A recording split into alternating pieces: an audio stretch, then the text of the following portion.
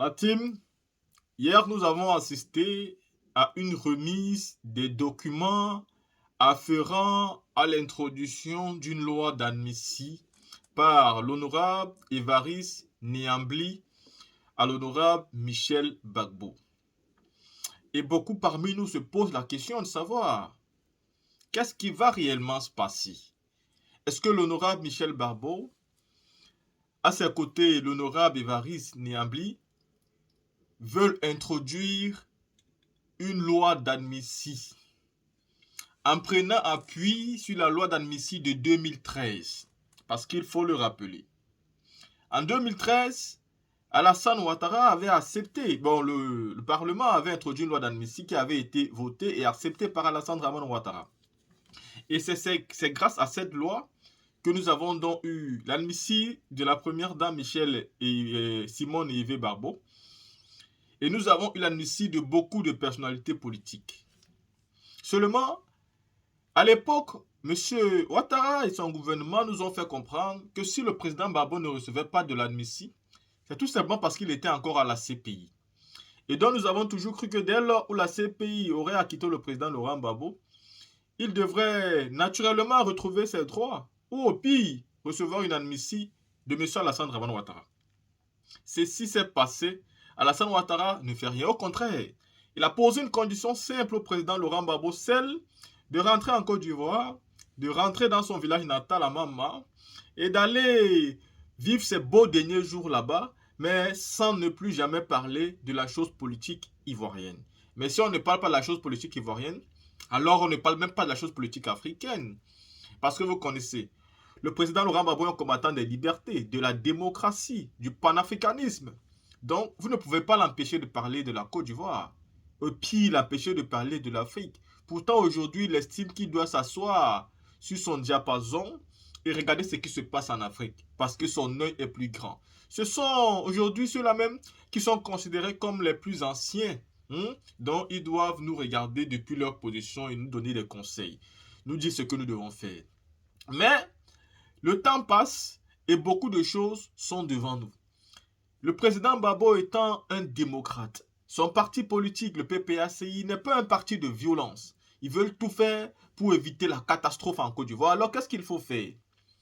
Est-ce que le président Laurent Gbagbo va accepter que les députés introduisent une demande de loi d'amnistie? La team, avant de vous donner mon avis sur la question, je vous laisse écouter les honorables Évariste Niambli et l'honorable Michel Gbagbo. Écoutez-les.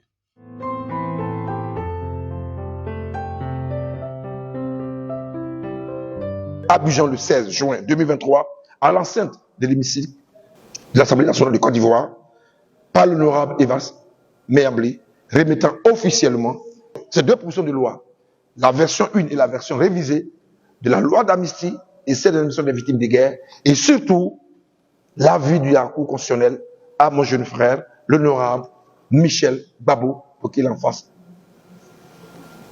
bon soin. Je vous remercie. Chers compatriotes, ivoiriennes et ivoiriens, chers amis et partenaires de la Côte d'Ivoire, je lance un appel pressant aux élus de la nation, représentants du peuple de Côte d'Ivoire dans sa diversité, afin qu'ils s'approprient et mettent à jour mes deux propositions de loi que j'offre à la nation pour une paix durable en Côte d'Ivoire. Je lance un appel urgent aux leaders des partis politiques et de la société civile, en particulier le président Alassane Ouattara du HDP, au président Henri Konan Bédié du PDC-RDA et au président Laurent Gbagbo du PPACI, afin qu'ils soutiennent ces propositions de loi d'amnistie et d'indemnisation qui engendreront bien certainement un dénouement définitif des situations pendantes découlant de la crise post-électorale de 2010 à 2011. Il en va de la paix durable en Côte d'Ivoire.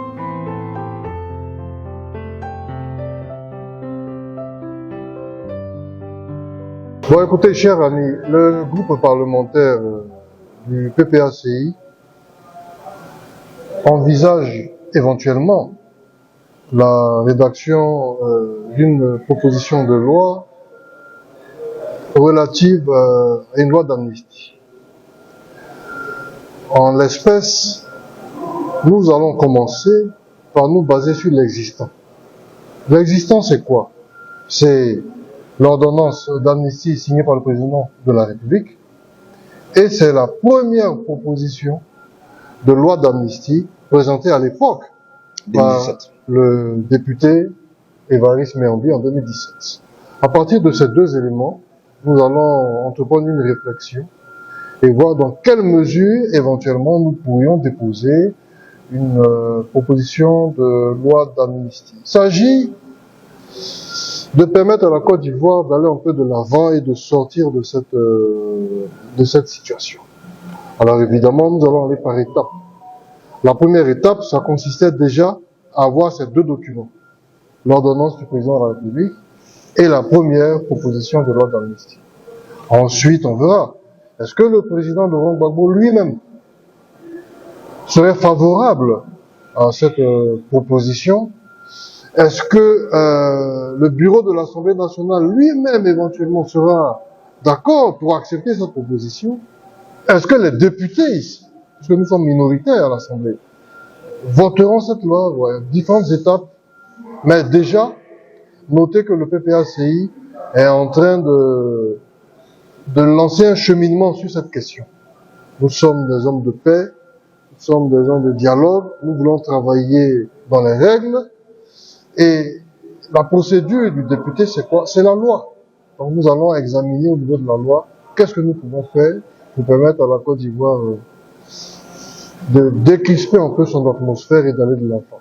Je vous remercie, chers amis, et puis pourvu qu'on arrive à trouver une solution satisfaisante et inclusive pour toute la Côte d'Ivoire. Merci. Merci beaucoup. Merci beaucoup. Merci beaucoup. Merci. Merci. Merci, monsieur le député.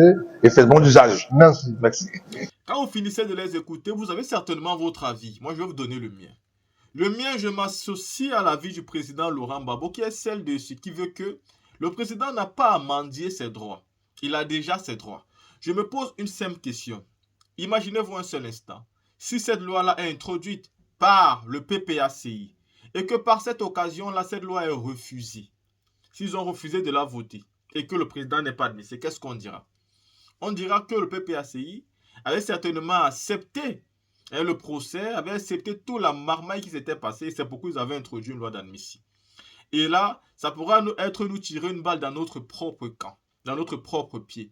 Et pourtant, oui, une loi d'admission peut être introduite par un autre honorable qui n'est même pas au PPACI. Ça peut être un député indépendant. Ça peut être un député du RHDP s'ils ont la bonne volonté. Ça peut être un député du PDCI-RDA. Mais il ne faut pas que ce soit un député du PPACI. Je dis bien ça, c'est selon moi, ma façon de voir les choses. J'estime qu'aujourd'hui, ce n'est pas le PPACI qui doit introduire une demande parce qu'ils sont dans un autre combat. Et c'est à Alassane Dramane Ouattara et son camp de trouver la façon, la manière dont ils vont pouvoir permettre à Laurent Gbagbo de retrouver son nom dans les listes électorales.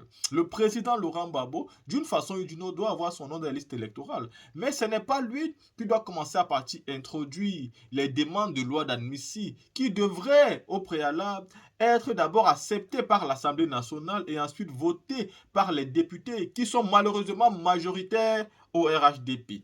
Et donc, c'est très dangereux de vouloir miser sur un cheval quand on sait déjà qu'il a plusieurs handicaps. Et donc, le combat doit être le même. Oui, au PPACI, on veut éviter des problèmes, mais je sais le président Laurent Gbagbo comme le plus bon politicien du monde à l'heure où nous parlons. Et je crois fermement que le président Laurent Gbagbo saura quoi faire dans cette démarche. Et moi, je pense que si le parti politique PPACI finit par donner la parole à cette demande d'admission, en ce moment, moi, je m'aligne. Il a toujours dit qui suis-je pour ne pas m'aligner à cette volonté, non seulement de la majorité, mais des personnes qui maîtrisent la politique mieux que moi et qui certainement ont des stratégies que je ne maîtrise pas totalement. J'ai donné mon avis par rapport à ce sujet, à vous d'en donner le vôtre en commentaire. Sur ce, restez connectés pour une prochaine vidéo.